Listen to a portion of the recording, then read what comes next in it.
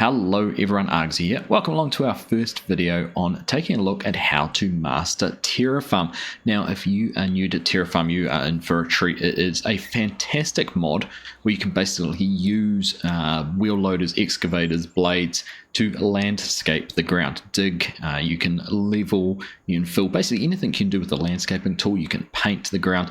Anything you can do with the landscaping tool, you can basically do in here with one of the piece of equipment behind us and a number of other ones in game as well, and also modded equipment. So we're going to take a quick look. This is a look at the basics of it, so it's pretty rudimentary, pretty simple. We'll just really look at how it's all set up and just how to basically dig a hole and some of the other features in it in a simple manner, and then we'll dive into a few more details. I'm going to do a video on how to use the surveyor tool, and specifically how to add Terrafarm to your mods. We'll take a look at some third-party mods, and then depending on what we see come and be released for Terrafarm over the next few weeks, we might take a look at gold mining and material deposits as it comes down through the chain. So that's kind of what I've got mapped out, but as I said, today is a look here at the basics of Terrafarm. Of course, disclaimer, this is a script mod and is for PC only, unfortunately. So if you're on console, I'm really sorry, but there is absolutely no way without Giant's input that this would ever become a mod for consoles. So there it is. It is a PC only mod. Right, let's dive into it. We're going to take a little bit of a look at the menus, and then we'll go and dig some holes. But of course, before we do that, the very first thing is, where do you find Terrafarm? Terrafarm is available to download from SCF Mods GitHub. Now, there's a link to that in the description. I'll also put a link there written on the screen so you can see that. Very easy to find. There is two files that you can download. There is the base Terrafarm mod, which will basically allow you to use a number of pieces of equipment that are base game and can be used for Terrafarm. There's a second mod, which is your Terrafarm machines, and basically that keeps up to date or is updated regularly with any mods that are on ModHub, which can be used with Terrafarm, as well as third-party mods. It's also possible for modders to script it into their mods or write it into their mods as well, which is something we'll look at in future episodes. But just for today, everything behind us is 100% in-game. The only base game mod that we're using is the bucket on the excavator. That's because there is no base game bucket for the excavators. This is from a mod pack. It is the excavator attachments pack by Kenny, so you can find that on ModHub, and by default it is part of the Terrafarm machines list, so you can use it right from scratch without any issues. So let's go and take a look now at those menus.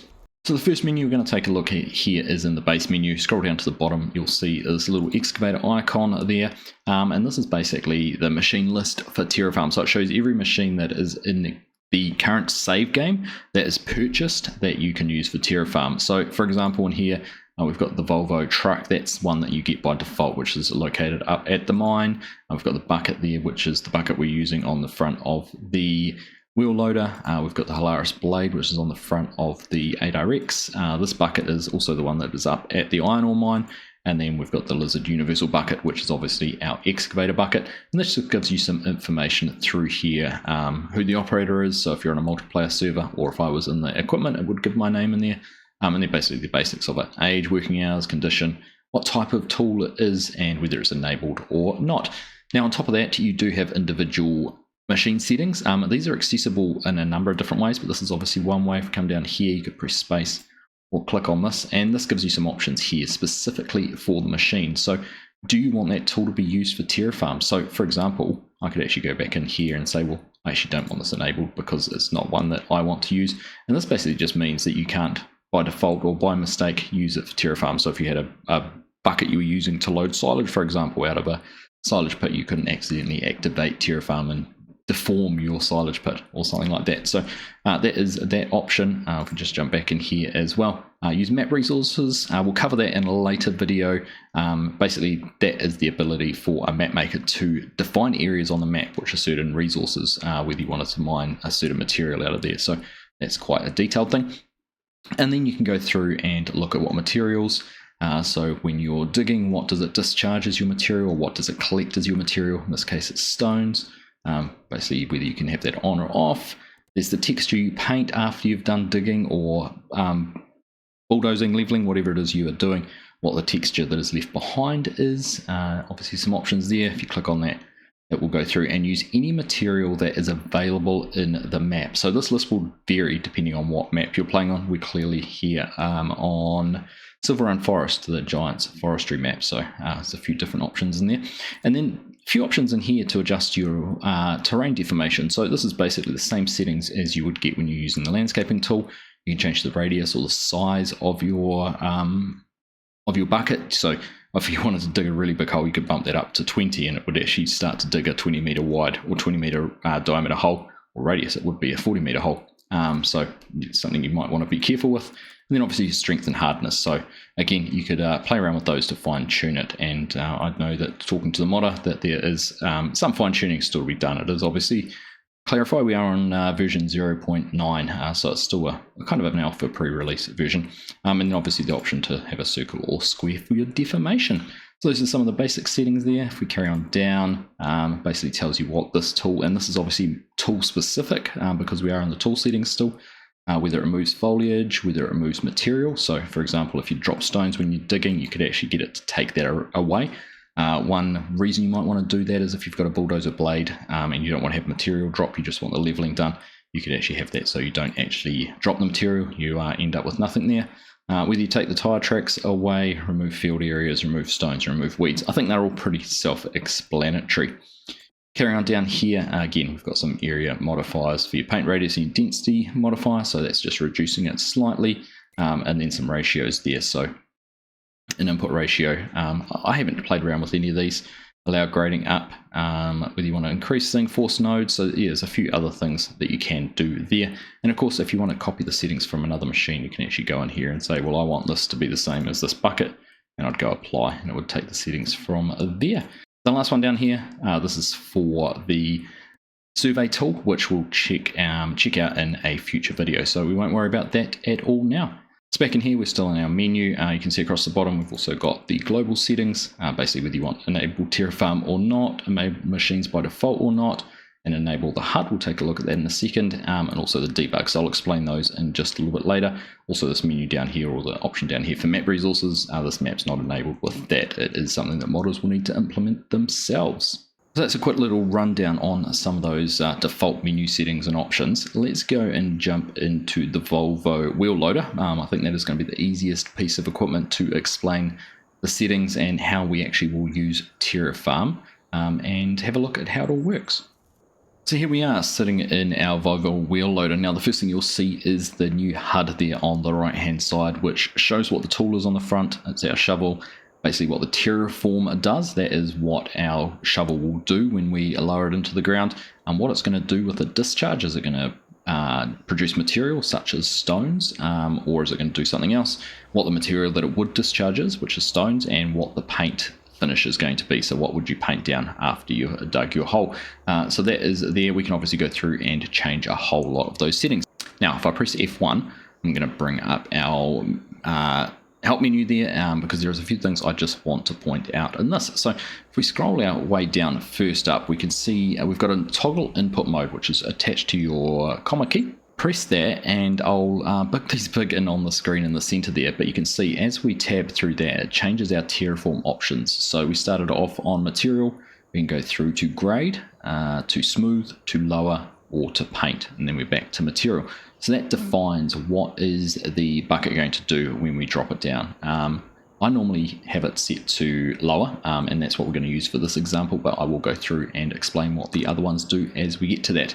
Now we carry on. Next is the minus key, and this is toggling our output mode. So our output is what is our discharge going to be.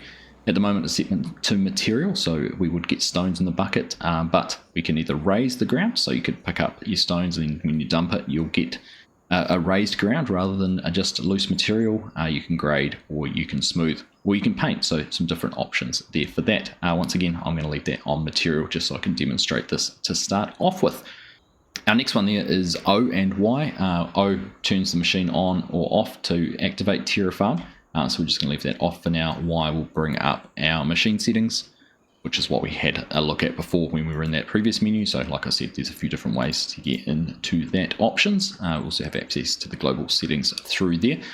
And then using our keypad on keypad number 0, we can change our material. So at the moment our material is stones. We click on that. There is 5 different materials there, but you can actually go through and change those. So if I'm going to bring up material settings, obviously I'm not going to dig a hole and get road sold out, so we're going to disable that. Likewise with snow, I'm going to disable that. Lime, I don't think I'm going to dig a hole. Obviously you can have limestone mines, so maybe that is something you want to do. And iron ore, I mean that could be something you could simulate, that you dig out and get iron ore. So I'm going to leave those 2 in there. But any fill type that is built into the map could be used. So if you had a map that had custom materials like pay dirt or those kind of things that might be associated with gold, coal for example, different types of gravel, even if you had limestone rather than lime, that could be an option too. So we're just going to leave it there. We are governed by what we have on the map, so we'll hit apply and apply there again. So now we only have the 2 options. If we have a look there, we can toggle our HUD with keypad 4. All that does is hide or show the HUD, so if you don't want that cluttering up your screen, you can get rid of it. One thing I do want to say is the way the HUD and all the graphics and that are done on this, I think is fantastic. It just integrates into the FS25 GUI really, really well. It just looks really good on the screen, so I don't mind that. It is not offensive or anything at all.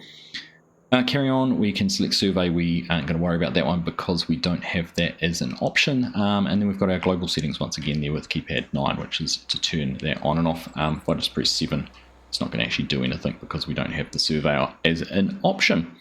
What I didn't cover off just on the change material, if I go back in here, I left it on stones. If we go to iron ore and apply, you'll now see that iron ore is our output option there.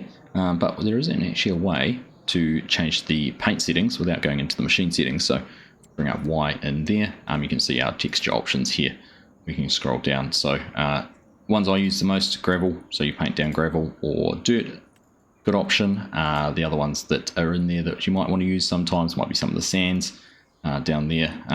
Maybe the dirt, dry stones, those kind of things. Otherwise, there's really not many other options in there that would be appropriate. You can, if you want to paint flagstones, you might want to do that. Asphalt's one you might consider if you were rolling a road and wanted to simulate that you'd placed asphalt down, or maybe with a third-party mod you could have an asphalt machine which does that. So that's kind of how all of these basic settings work. I'm going to leave that actually on dirt. We're going to change our material here back to stone. So basically we'll show you exactly what's going to happen with those settings. So we're now ready to dig a hole. We're going to turn our loader on, just check that everything's working. There we go. We can raise and lower and tip everything around. Now at the moment you'll see there is some arrows there on the front of the bucket. Just make those as obvious as possible. If I press O to turn our machine on, you're going to see those are going to change color. Now these are basically a debug. If I go back into the global settings, through here if we turn off the debug, and go back and back, you'll see those arrows have now disappeared. So if you don't want to have those visible and you just want to rely on being able to see the color change there on the HUD on the right when it goes from sort of grayed out to a brighter color, that is going to be what signifies whether you are able to work or not. But once again, just go back into our global settings. I'm going to turn that back on just for the purposes here of the exercise so we can see when we're digging. So everything's turned on now. What we should see is we are set to lower, so we're going to dig a hole. We're going to discharge material, so when we fill up with stones we're going to tip that and we will get stones drop out and create a pile of stones. Stones is our material, so that's what we're going to end up with in our bucket, and dirt is what we're going to paint and leave behind. So let's set this lower down. You'll see that the nodes will change color as we get down. Nothing's happened yet. Now you can only terrafarm in a forwards direction, which is something I learned on a live stream last night. We had the blade set on the back of the tractor just to use that as some leveling, and it wouldn't work. We had to actually attach it to the front. So we haven't moved forward yet, but as soon as we do, now that we've got the green arrows, you'll see, there we go. We've already picked up 5,000 litres of stones, which is our material, and that has created a hole there that has dirt as the base. So if we back ourselves out of here, I'm just going to go and dump this on the ground. So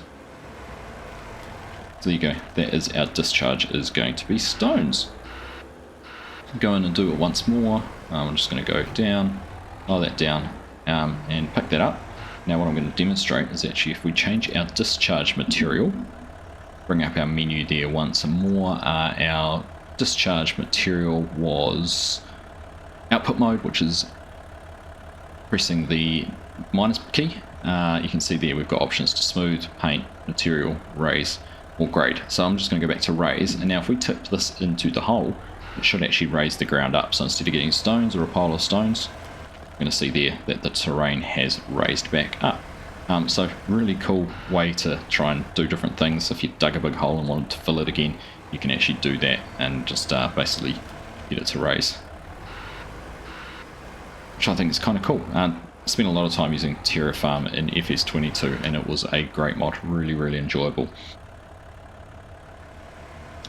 We go back through and press our minus key. We can't use the grade, but if we do a smooth, this is going to come in here and try and smooth this whole section out. So a little more of a gentle smoothing of the surface, so to speak, exactly what it said it would do. And once again, if we come down and lower that, we're going to pick this back up, and if we tab through again, find ourselves on paint, we can actually probably go backwards and it's going to paint, do it as we go. So that might be an instance where if you had a truckload of gravel, you could actually come in here, and if we go through and change our paint material again, bring up our Y, change our texture to gravel, go back, now we could actually go through here and lower that down a little bit.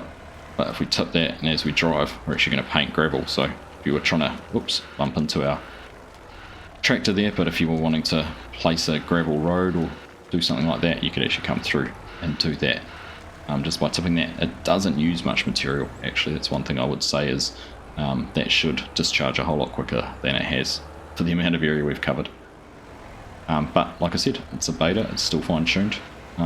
We can tip that forward as far as it'll go, and it's not using up much. So a very cool way though to landscape and play around with your farm if you're wanting to create a yard, create roads or anything like that. Very cool way to do that. So let's just toggle once more through there. We'll put that back onto discharge. Go in here and dump this down and create another pile. And now we'll have a look at what we can do with our terraform, which is currently set to lower.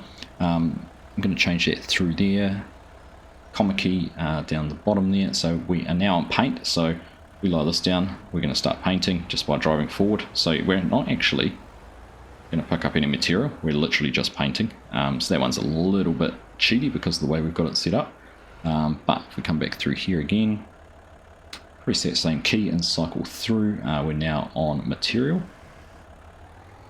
So because of the settings, we're not actually going to get anything out of that because we're not actually terraforming. Grade, we can't do anything with grade, but the one we can use is smooth. So if we were to, I think if we go over here, drive forward, just going to slowly start smoothing in there. Picking up a little bit, so you can see because we're getting material in the bucket, it is actually doing some smoothing, but it's not really doing much smoothing. But you can just see there we did get a bit of a change in the terrain. Let's see if we can get rid of this lump here. Not one I use a lot, to be perfectly honest with you, just because of the way it works, but or what you're trying to simulate, I suppose, is probably the better way to look at it. But yeah, let's just see, is that going to take in some of that peak out? Not really. Definitely could see that it was doing some leveling, and just the fact that we've managed to pick up some stones in the front of the bucket does signify that that's worked. And if we go through once more, we go to our lower, which is what we've been using, and that is all of them. So here we go, lower, go back to there, and we'll discharge our materials back where we started. So now we're going to dig a hole, end up with a pile of stones.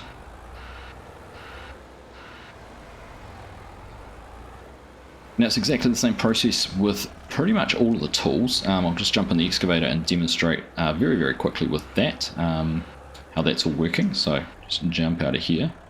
Once again, we're in the excavator. Just going to drive this forward.